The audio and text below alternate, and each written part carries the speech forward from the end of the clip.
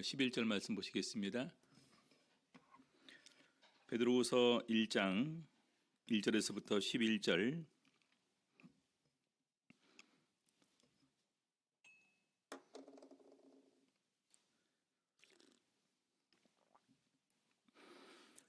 찾으셨으면은 먼저 4절까지 같이 읽겠습니다. 1절.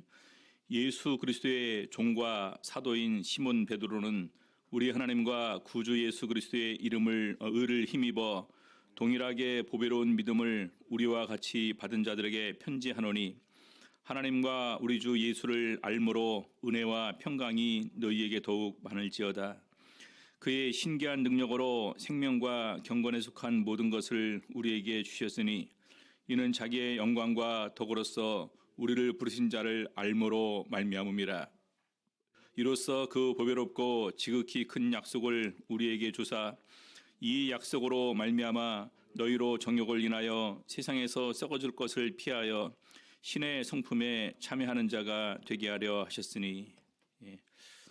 오늘 이 시간에는 4절에 있는 말씀, 신의 성품에 참여하라라는 제목으로 오늘 말씀 가지고 같이 은혜 나누는 시간 갖도록 하시겠습니다. 먼저 우리 1절에 보게 되면은요, 하나님의 은혜의 선물을 받은 부분에 관해서 이렇게 언급을 하고 있습니다.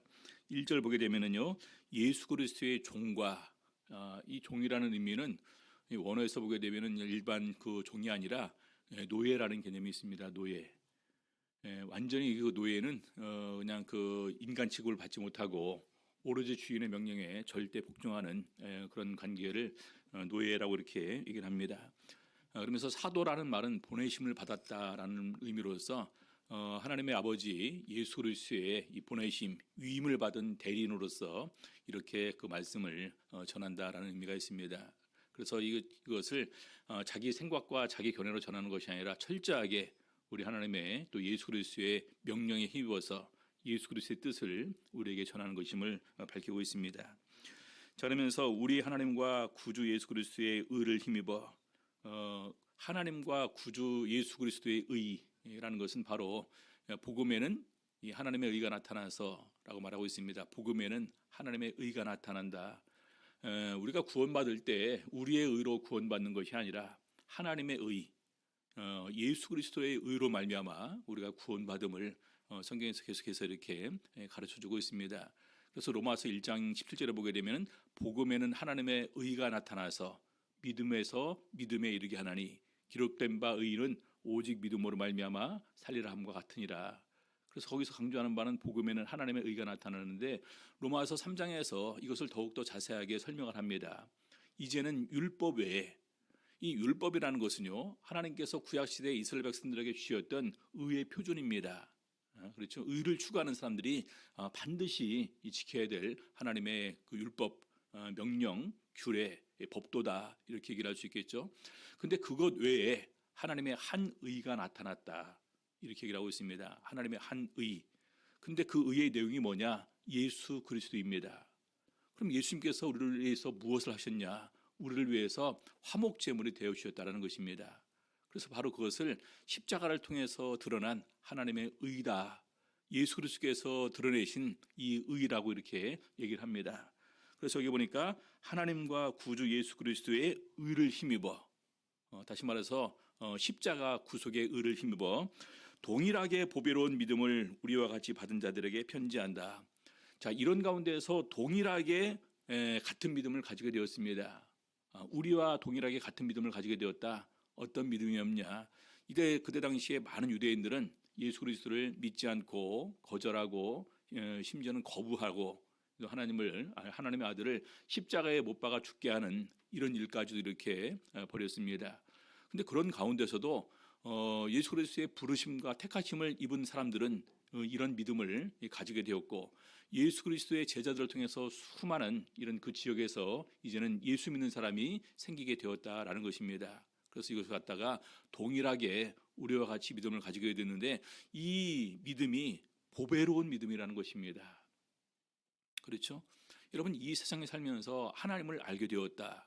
하나님의 아들 예수 그리스도를 알게 되었고, 하나님의 아들 예수 그리스도를 통해서 우리를 구속하시는 이 십자가 구원의 은혜를 우리가 깨닫게 되었다라는 것, 이것은 너무나 큰 은혜입니다.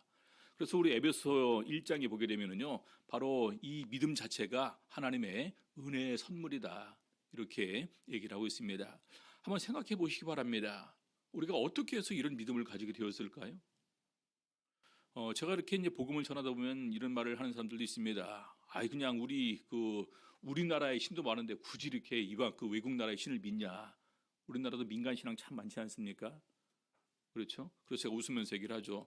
그럼 불교도 역시 이렇게 외국을 통해서 들어온 것이고, 우리가 있는 그 유교도, 천주교도, 또 이제 그 수많은 어떤 그런 그 민간 신앙도 사실은 외국을 통해서 들어온 것이 굉장히 많습니다. 중요한 것은 정말로 이 세상에 수많은 신들이 있다면 그 신들 중에서 참신을 발견하는 것이 제일 중요한 것 아니겠습니까? 그렇죠? 또 그것을 통해서 그를 알고 믿는 것, 직접적으로 체험을 통해서 확신하고 믿는 것은 너무나 중요한 것인데, 오늘 우리가 그런 믿음을 가지게 되었다는 것이 바로 은혜다, 이렇게 설명을 하고 있습니다. 그래서 이 하나님의 은혜의 선물을 우리 1절부터 11절까지 사이에 쭉 얘기를 하고 있는데, 그 중에 네 가지를 먼저 이렇게 얘기를 하고 있습니다. 첫 번째는 우리가 하나님의 은혜로 말미암아 보배로운 믿음을 가지게 되었다. 그렇죠? 자, 두 번째는요, 3절 보게 되니까 그의 신기한 능력으로, 그의 예수 그리스도죠. 예수 그리스도의 신기한 능력으로 생명과 경건에 속한 모든 것을 우리에게 주셨으니, 생명과 경건에 속한 모든 것을 우리에게 주셨다라는 것입니다. 무엇을 얻으셨습니까? 생명, 우리가 영원한 생명에 참여함을 입게 되었다라는 것입니다. 경건에 속한 모든 것, 여러분들 우리 스스로가 경건할 수 있겠습니까? 우리 스스로가 우리를 깨끗하게 할 수 있을까요? 우리를 죄에서 해방하시고 우리 죄를 사하시고 우리를 직접적으로 깨끗게 하기 위해서 예수님께서 십자가에 달려 돌아가셨습니다.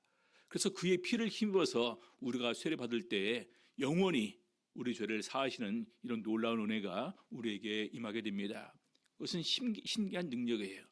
그래서 이 십자가의 도에 대해서 이방인들에게 이렇게 복음을 전하다 보니까 이것은 어리석은 거다. 어떻게 우리를 구원하실 신이 인간에게 의해서 죽음을 당할 수 있냐. 그래서 헬라인들이 보기에는 굉장히 어리석은 일이지만 바로 이 십자가가 하나님의 지혜와 하나님의 능력이다. 고린도전서 1장에서 사도 바울은 그렇게 설명을 하고 있습니다. 십자가에는 하나님의 지혜가 숨겨져 있고 여기에 바로 하나님, 우리를 깨끗하게 하시는 하나님의 능력이 있음을 얘기를 하고 있습니다. 자, 그러면서 4절에 보니까요, 이로써 그 보배롭고 지극히 큰 약속을 우리에게 주사, 보배롭고 지극히 큰 약속을 우리에게 주사, 이 약속이 무엇일까요? 우리 성도님들, 하나님께서 우리에게 이렇게 예수를 통해서도 약속을 하셨습니다. 어떤 약속이 제일 좋을까요? 영생이라고 답하고 싶으시죠? 천국도 있죠. 근데 여기에서 이 약속은 성령의 약속입니다. 여러분, 성령의 약속이라는 것은 너무나 귀한 거예요. 하나님의 영이 우리 안에 거하시는 것입니다. 예수님께서 말씀하시죠.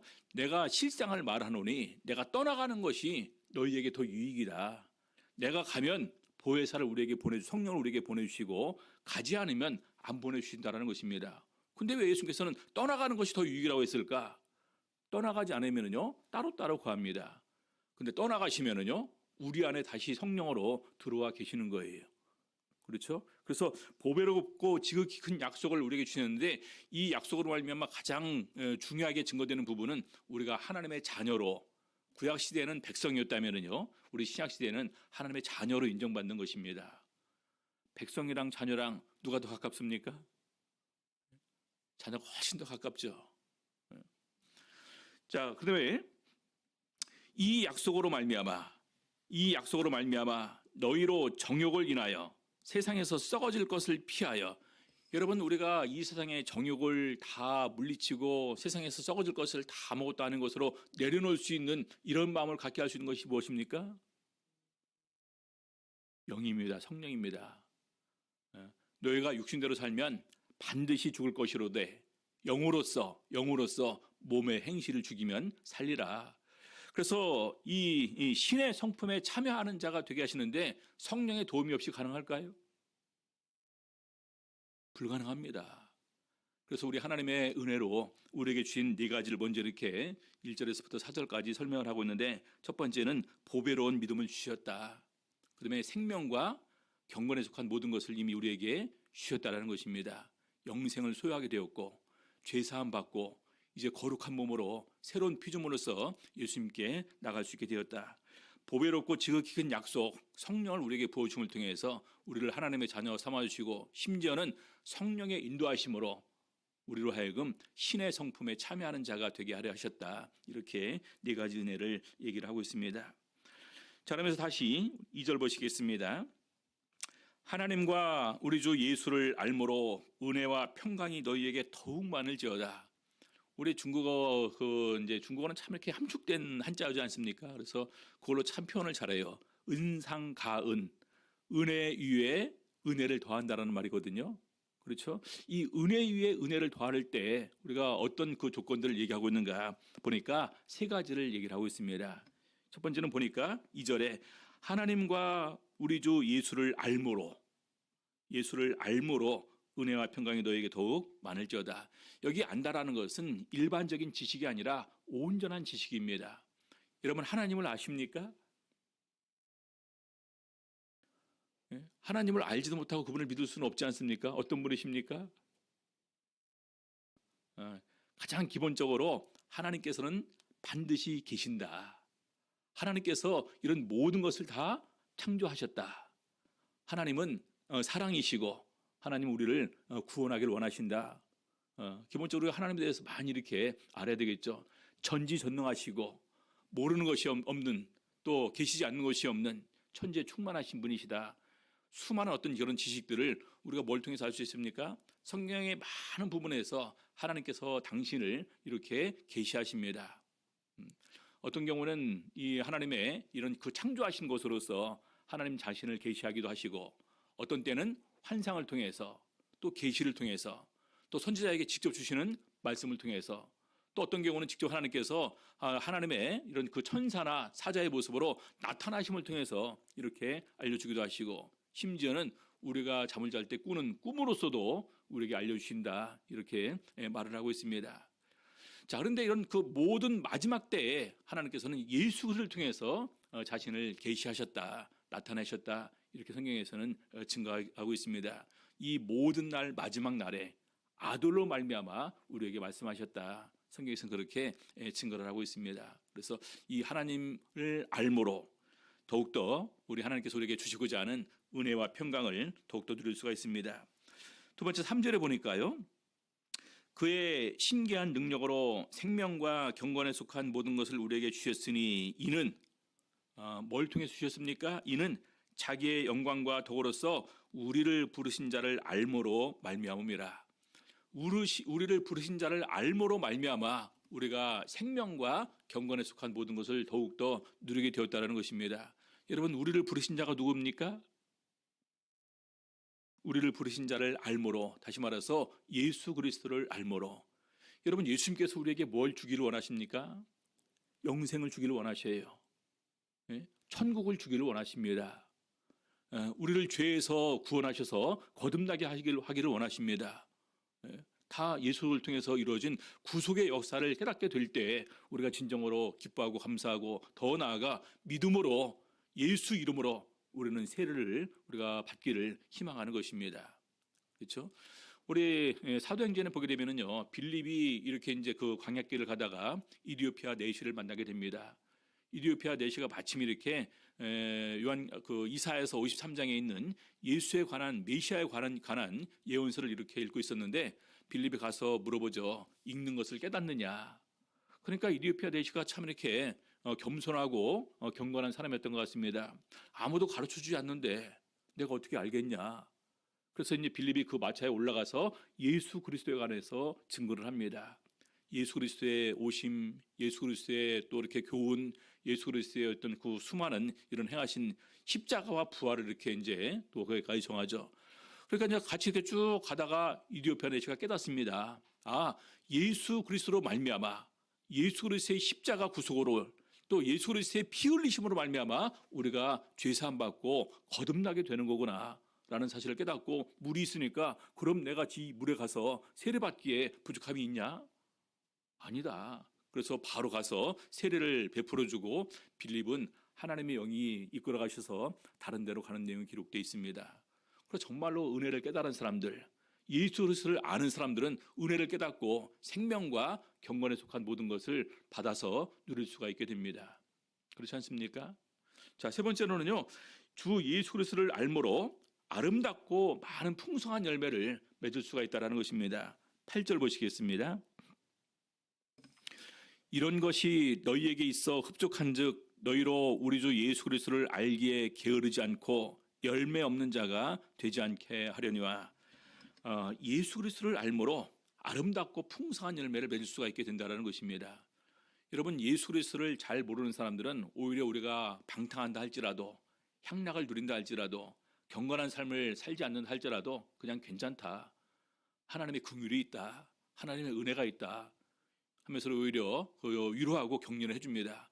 근데 사실 그런 위로와 격려는 잘못하면은요, 더욱더 그 사람을 멸망의 구렁텅이로 밀어넣는 것과 마찬가지입니다. 정말로 사랑한다면 예수님의 뜻이 어딘지를 밝히 알려주고 그러하여금 그에게 변화되고 더욱더 성숙할 수 있는 이런 신앙생활의 길로 인도하는 것이 바람직하다, 이렇게 생각을 하셔야 됩니다. 그래서 예수 그리스도를 아는 자는요, 아름답고 풍성한 열매를 맺습니다. 어떤 열매를 맺을까요? 선한 열매입니다. 그가 우리를 대신해서 자신을 주심은 우리를 양육하사 자신의 친백성이, 선한 일에 열심하는 친백성이 되게 하기 위해서 우리를 위해서 죽어주셨다. 그렇죠? 우리를 위해서 죽어주셨는데, 예를 들어서 어떤 사람이 나를 대신해서 이렇게 나를 살려주었습니다. 근데 그 사람의 바람은 뭐였을까요? 내가 정말로 이 세상을 의롭고 또 아름답고 정말 이렇게 의미 있는 삶을 살기를 원했을 것입니다. 그런데 내가 오히려 이 세상에서 그냥 망난 같은 망나니로 살게 되었을 때 그 사람이 후회할 것 아니겠습니까? 괜히 살려줬다. 그렇죠? 예수님께서 우리를 살려주신 목적은 어디 있을까요? 바로 선한 일에 열심하는 친백성이 되게 하기 위해서 우리를 살려주셨는데, 이런 선한 열매가 없을 때 어떻게 합니까? 우리 마태복음에 보게 되면 아름다운 열매를 맺지 아니하는 나무마다 찍혀 불에 던지우리라. 그래서 예수 그리스도를 바로 아는 사람은 예수 그리스도의 기대에 부응하는 삶을 살게 됩니다. 예수 그리스도의 기대에 부응하는 삶을 사는 사람들은 자연스럽게 인생을 더욱더 선한 일에, 더욱더 아름다운 일에, 더욱더 의미 있는 일에, 우리 강남교회 모토는 그렇지 않습니까? 하나님께서 기뻐하는 교회, 그렇죠? 하나님의 기뻐하심을 입는 그런 성도들이 우리가 될 수가 있는 것입니다. 자, 그다음에 세 번째로, 그래서 우리들에게 우리 사도 바울이 이렇게 그 베드로 사도가 이제 얘기를 하고 있는데요, 신의 성품에 참여하는 자가 되게 하려 하셨다, 이렇게 증거를 하고 있습니다. 4절 보겠습니다. 이로써 그 보배롭고 지극히 큰 약속을 우리에게 주사 이 약속으로 말미암아 너희로 정욕을 인하여 세상에서 썩어질 것을 피하여 신의 성품에 참여하는 자가 되게 하려 하셨으니. 기본적으로 우리를 부르시면서 우리에게 원하시는 것은 세상의 정욕을 다 우리가 욕심을 물리치고 이제는 마음으로라도 하나님의 그 성품에 참여할 수 있는 그런 삶이 되기를 원하신다라는 것입니다. 자, 로마서 8장 29절에 보게 되면은요, 이렇게 증거를 하고 있습니다. 로마서 8장 29절. 하나님이 미리 아신 자들로 또한 그 아들의 형상을 본받게 하기 위하여 미리 정하셨으니. 여기 보니까 하나님께서 미리 정하시고 미리 정하신 그들을 부르시고 부르신 그들을 의롭다라고 이렇게 계시는데, 그 부르신 자들에게 기대하는 것이 뭘까요? 아들의 형상을 이루기를 원하신다라는 것입니다. 예수 그리스도의 어떤 육적인 모습을 이런 부분을 얘기를 하는 걸까요? 내면의 형상입니다. 내면. 우리 성경에 보게 되면요, 창세기에 사람을 창조하실 때 우리가 하나님의 형상대로 창조되었다, 이렇게 증거를 하고 있습니다. 그리고 나서 창세기 5장에 보게 되면요, 거기에 하나님의 아들들이 나오고 사람의 딸들이 나오게 되는데, 하나님의 자녀들과 사람의 자녀들을 구분할 때 있어서 하나가 뭐냐? 바로 형상을 이어가느냐, 형상을 이어가지 않느냐라는 것입니다. 가인이 아벨을 죽였어요. 그래서 아벨 대신에 셋을 주었습니다. 이름이 셋이에요. 셋. 셋을 주었는데 셋이 에노스를 낳았습니다. 근데 아브라함이 130세에 자기 형상과 같은 아들을 낳아 이름을 셋이라 하였고 이렇게 얘기를 하고 있습니다. 셋을 낳았을 때 자기 형상과 닮은 아들을 낳았다라고 기록하고 있어요. 셋을 낳았을 때 태어날 때부터 형상을 이어받은 아들일까요? 성장해서 계속해서 자라나고 성장하는 과정에서 하나님의 형상이 그 안에서 이루어졌음을 얘기를 하고 있습니다. 그럼 130까지 낳기 전에 그 전에 낳았던 수많은 자녀들에게는 왜 그런 표현을 쓰지 않았을까요? 여러분, 아담은요, 1살부터 아기를 낳을 수가 있었죠. 그렇죠? 왜냐하면 아담을 만들어 놓고 생육하고 번성하고 땅에 충만하라 라는 이런 복을 주셨습니다. 130까지. 그럼 2년에 한 명씩 아들을 낳았으면 몇 명 낳았을까요? 65명입니까? 그리고 또 이제 그 사이에 그만 되는 것이 아니라 또 그 자녀가 또 자녀를 낳고 또 그 자녀가 충분히 또 자녀를 낳을 수가 있습니다. 20살 기준으로 해서 이렇게 난다면은요. 그래서 많이 낳았을 텐데 굳이 왜 셋을 낳고 난 다음에야 비로소 하나님 형상을 이어간다고 했을까? 바로 우리 내면에 있는 하나님의 형상, 신의 성품을 이루어가는 부분이 거기에 있었기 때문입니다. 그래서 우리 바울 사도는요, 그렇게 편지를 씁니다. 갈라디아서 4장 19절입니다. 나의 자녀들아, 너희 속에 그리스도의 형상이 이루기까지 다시 너희를 위하여 해산하는 수고를 하노니. 여러분, 이 말을 보니까 우리 사도 바울이 정말 우리에게 원했던 것이 뭐였을까요? 예수 그리스도를 믿은 사람이 하나님의 형상이 우리 가운데 이루어지기를 정말로 바라고 원했던 것입니다. 근데 보니까 어떻습니까? 형상은커녕 완전히 세상 사람들과 똑같은 이런 성품과 인격과 감정을 다 그대로 가지고 있습니다. 그래서 이렇게 살면 안 되겠다. 그래서 다시 한번 하나님의 형상, 그리스도의 형상이 이루기까지 다시 너희를 위해서 해산하는 수고를 한다. 이렇게 증거를 하고 있습니다.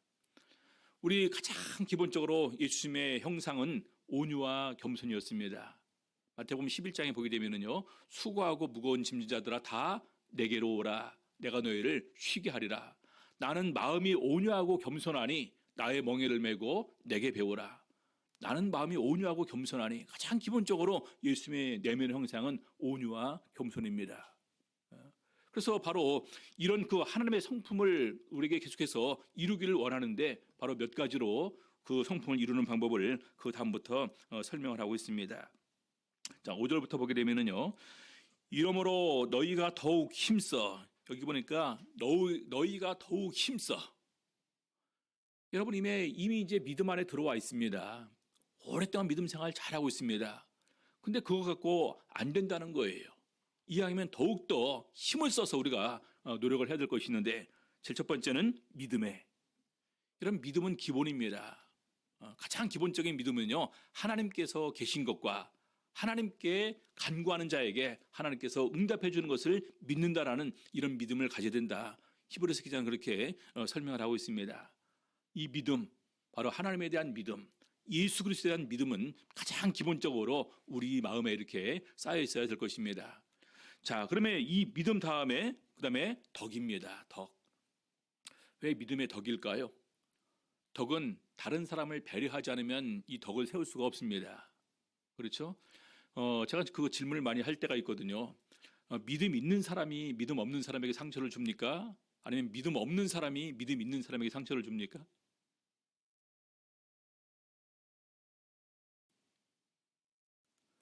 믿음 있는 사람은요, 믿음 없는 사람이 뭐를 얘기한다 할지라도 그거 갖고 상처받지는 않습니다.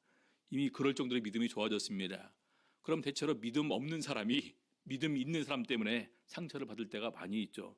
교회를 나오다가 중간에 안 나오시는 분이 믿음 있는 사람이 안 나오십니까? 믿음 없는 사람이 안 나오십니까? 예. 믿음 없는 분들을 이렇게 그 면담하면서 안 나오는 이유를 다 들어보게 되면은요, 한 90% 정도가 인간 관계에 대한 실망과 아픔 때문에 상처를 안 나오는 경우가 많이 있습니다. 믿음 때문에 믿음 좋다고 나를 따르라 하고서 막 끌어가는 경우도 있습니다. 그렇죠? 그럼 믿음 없는 사람들은 거기서 또 상처를 받고 떨어질 수밖에 없겠죠. 그래서 믿음에 덕이 있어야 된다는 것입니다. 덕, 믿음의 덕. 자, 덕 다음에는요, 지식. 여러분 믿음도 있고 덕도 있습니다. 근데 믿음도 있고 덕도 있는데 그분이 정말로 이런 그 어떤 언어나 행위로서는 선한 영향력을 행사할 줄은 몰라도 하나님께 선하시는 것은 그것이 아닙니다. 지식을 통해서 말씀으로 전하고 가르칠 수 있는 사람이 되기를 원하십니다. 그래서 믿음과 덕에 지식을 더하라는 거예요. 지식. 자, 근데 지식이 이렇게 많아지게 되면 어떻게 됩니까? 지식이 많아지게 되면은요, 교만해지게 됩니다. 그렇죠? 차라리 모르면 괜찮은데 아니까. 그러다 보니까 어떤 경우는 이제 그냥 어떤 목회자, 장로, 집사 이런 영적인 권위도 막 무시하는 가운데서 이렇게 행하는 경우도 보게 됩니다. 그래서 지식의 다음에는 뭐가 필요하냐? 절제가 필요하다는 거예요. 절제하지 못하는 경우가 있죠.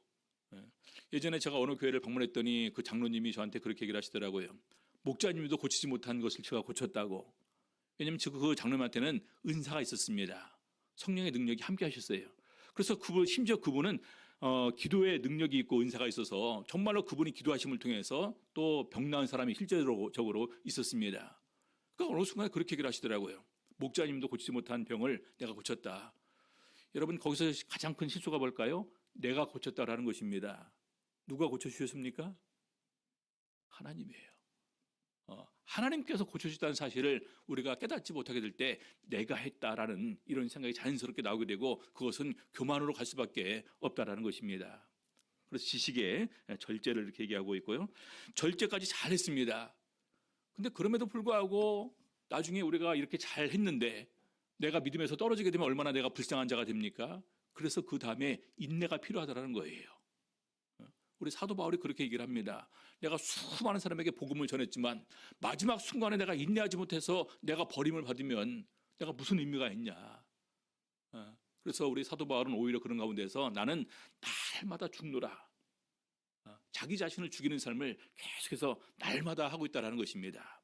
인내가 필요하죠. 그다음에 인내, 거기까지 이렇게 이제 나갔습니다.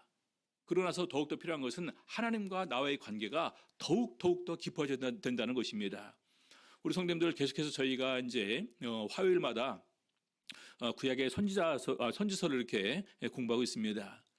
선지서를 읽을 때 어떤 생각이 드십니까? 제일 부러운 것은 하나님께서 함께 하심을 통해서 하나님의 뜻을 그에게 알려주는 이런 그 관계가 제일 부러운 관계입니다.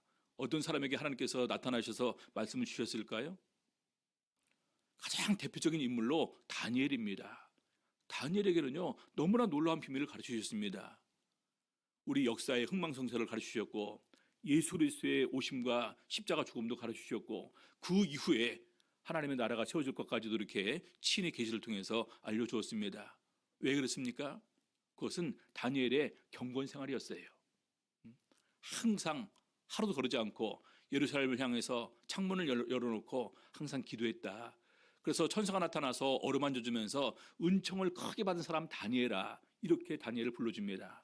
심지어는 어루만져 주기도 하고 심지어는 무릎을 힘이 빠졌는데 무릎을 세워서 힘이 있게 해서 앉게도 하는 이런 은총을 입은 것을 우리는 알고 있습니다. 그래서 경건입니다. 경건. 자, 경건 다음에는요. 경건 다음에는 이제 사랑입니다. 여기에다가 형제 우애. 새 계명이죠. 새 계명을 너희에게 주노니 너희가 서로 사랑하라. 내가 너희를 사랑한 것 같이 너희가 서로 사랑하라. 너희가 서로 사랑하면 이로써 모든 사람이 너희가 내 제자인 줄 알리라. 특별히 사랑에 대한 계명을 주셨습니다.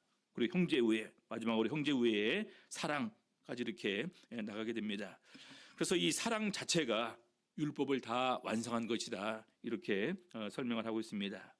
자, 더욱 힘써 노력하라는 것이죠. 더욱 힘써 믿음의 덕을 한번 외워보시기 바랍니다. 지금 순간에 믿음의 덕을, 덕 다음에 지식을, 지식의 절제를, 절제의 인내를, 인내의 경건을, 경건의 형제 우애를, 형제 우애의 사랑을 공급하라. 여러분 항상 이것은 암기하고 계시면 좋겠습니다. 자, 그래서 이렇게 행하게 되었을 때 마지막으로 어떤 복이 있을까요? 첫 번째로 풍성한 열매를 맺을 수 있게 된다는 것입니다. 8절 보겠습니다. 이런 것이 너희에게 있어 흡족한즉 너희로 우리 주 예수 그리스도를 알기에 게으르지 않고 열매 없는 자가 되지 않게 하려니와 이제 그 성경 용어가 이렇게 이제 그 부정적인 그 단어로 이렇게 나열되다 보니까 그런데 그냥 쉽게 말해서 열매를 맺을 수 있도록 풍성하게 도와준다라는 것입니다. 자, 근데 반대로 이런 것이 없는 자는 소경이라 원시치 못하고 그의 옛죄를 깨끗게 하심을 잊었느니라. 이런 것이 없는 자는 소경이다. 이런 것이 무엇입니까? 아까 말한 8가지 덕목이에요. 믿음의 덕, 덕의 지식을, 지식의 절제를, 절제의 인내를, 인내의 경건을, 경건의 형제의회를, 형제의회의 사랑, 이런 것이 없는 자는 영적 소경이라는 것입니다. 눈은 뜨고 있지만 영적으로는 소경과 마찬가지라는 거예요. 원시치 못하고 멀리 바라보지 못하고 그의 옛죄를 깨끗게 하심을 잊었느니라. 예수님께서 우리 죄를 깨끗하게 해주시고 나서 그걸로 끝날까요? 우리에게 대한 기대가 있으시겠죠. 그 기대가 무엇입니까? 이런 8가지라는 거예요. 자, 그래서 첫 번째로 풍성한 열매를 맺게 한다. 두 번째는요, 10절. 그러므로 형제들아 너희가 힘써, 더욱 힘써, 또 반복되죠. 너희가 더욱 힘써 너희 부르심과 택하심을 굳게 하라. 너희 부르심과 택하심을 굳게 하라는 것입니다. 여러분, 하나님께서 우리를 불러주셨습니다. 하나님께서 우리를 택해 주셨습니다. 근데 반대로 하나님께서 우리를 버릴 수도 있어요. 우리를 선택해 주지 않을 수도 있습니다. 어떻게 할까요? 어떻게 하면 하나님께서 우리를 부르심과 택하심을 더욱더 굳고 견고하게 할 수가 있을까요? 방법이 있습니다. 너희가 이것을 행한즉 언제든지 실족지 아니하리라. 이것을 행한즉, 이것이 뭡니까? 믿음의 덕을, 덕의 지식을, 지식의 절제를, 절제의 인내를, 인내의 경건을, 경건의 형제우애, 형제우애의 사랑을 공급하는 것입니다. 그래서 이런 삶을 살아가는 사람들은요, 언제든지 실족지 않고 믿음에서 떨어지지 않고 오히려 구원과 부르심과 택하심을 견고히 할 수 있는 그런 사람이 될 수 있다는 것입니다. 그러면 11절, 이같이 하면 또 나오죠. 이같이 하면 어떻게 하면입니까? 또 반복입니다. 믿음의 덕, 덕의 지식, 지식의 절제, 절제의 인내, 인내의 경건, 경건의 형제우애, 형제우애의 사랑을 공급하면 우리 주 곧 구주 예수 그리스도의 영원한 나라에 들어감을 넉넉히 너희에게 주시리라. 예? 넉넉히 하나님 나라에 들어간다는 것입니다. 여러분, 하나님 나라에 들어가지 못한 사람이 있을 테고요, 하나님 나라에 정말 아슬아슬하게 들어갈 수 있는 사람도 있을 테고, 여기 보니까 하나님 나라에 넉넉하게 들어갈 사람도 있다는 것입니다. 우리는 어떻게 들어갈까요? 그래서 아까 말한 이 믿음의 덕 그 자체가 얼마나 중요하냐. 신의 성품에 참여할 수 있게 하는 거다. 그게 자체가. 그렇죠? 그 다음에 뭡니까? 열매를 맺게 해준다. 열매를 맺게 해준다. 그 다음에 부르심과 택하심을 굳게 해준다. 하나님 나라에 넉넉하게 들어간다는 것입니다. 그래서 오늘 이 말씀 특별히 이렇게 기억하는 가운데 우리 모든 성도님들 정말 신의 성품에 참여할 수 있는 우리 성도님들 되시기 바랍니다. 그리고 마지막 결론적으로 하나님 나라에 한 명도 빠지지 않고 넉넉하게 들어갈 수 있는 주님의 은혜가 넘치기를 우리 주 예수 이름으로 바랍니다. 기도하시겠습니다. 말씀 생각하시면서 하나님께서 친히 우리들의 마음과 생각을 주장하여 주시옵소서. 또 더욱더 우리가 이 예수 그리스도의 부르심에 부응하는 이런 삶을 살 수 있는 저들 될 수 있도록 인도하여 주시고, 정말 말씀처럼 우리 모든 사람이 깨워서 신앙생활 하는 가운데 하나님 나라에 넉넉하게 들어갈 수 있도록 은혜 베풀어 주시옵소서. 같이 기도하시겠습니다. 할렐루야.